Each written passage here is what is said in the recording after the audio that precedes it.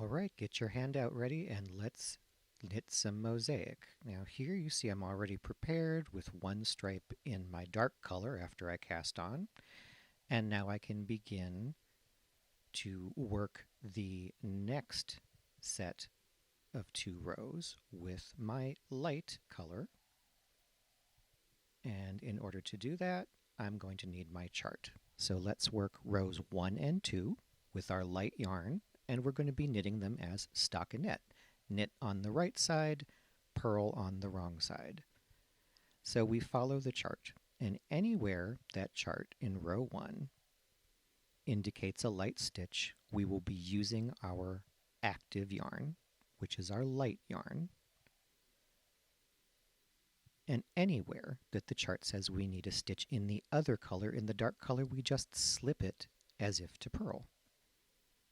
So we are knitting the light stitches in the active color and slipping the dark stitches in the passive color. There's nothing at all unusual about the slip. Now here I've reached the end of the first repeat, and so I place a stitch marker. I love stitch markers in between my repeats. And once again, stitches in the active color are knit, stitches in the passive color are slipped. Knit the active colors, slip the passive colors,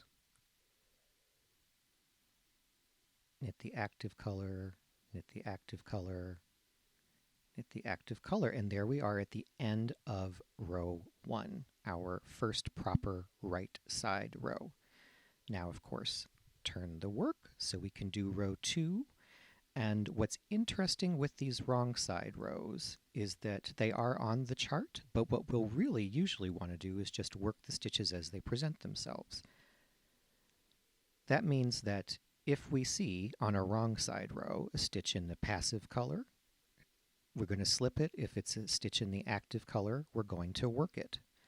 This is a stitch in the passive color. That means it's going to be slipped as if to purl, like so. That's a stitch in the active color. That means it's going to be worked. Slip the passive color stitches, work the active color stitches. You really don't need the chart on these wrong side rows. You'll just work the stitches as they present themselves to you. On a wrong side row, active color stitches are worked and passive color stitches are slipped. Again, that's on wrong side rows. Active color stitches are worked, passive color stitches are slipped. And I'm purling these active color stitches in row 2 because with our light yarn, we are making stockinette. Knit on the right side, purl on the wrong side. So that's 2 rows in our light color, which means now it's time for 2 rows in our dark color, working in garter stitch.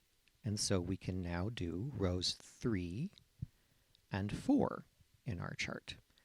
So row 3, we've got our dark yarn back in hand again, and here we must follow the chart. So we look at our chart to see whether we are knitting stitches using our active color or whether we are slipping stitches in our passive color. So here we are. That's a passive color stitch. Slip it, slip the stitch marker, slip the next, and now we're back to knitting. So right side rows, we follow the chart. We work the stitches that are in the active color.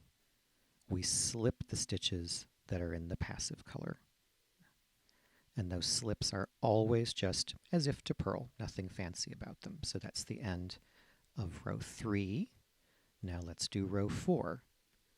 So once again, it's a wrong side row, and as it's a wrong side row, that means that we will just work the colors as they present themselves. On a wrong side, active color stitches will be worked. In this case, because we are working in garter stitch, we will knit these stitches.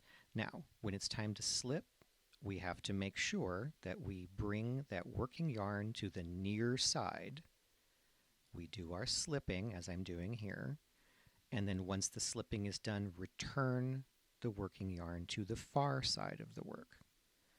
This is especially important when you are doing a color that's being worked as garter stitch.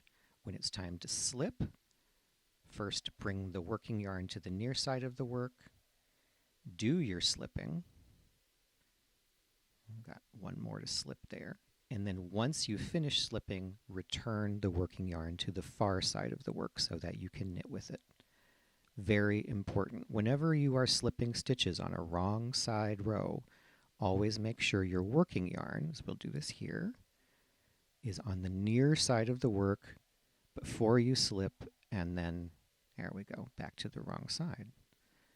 Now we've finished row 4. So we've done 2 rows in our light yarn, 2 rows in our dark yarn, and that's how we'd continue to go on from here.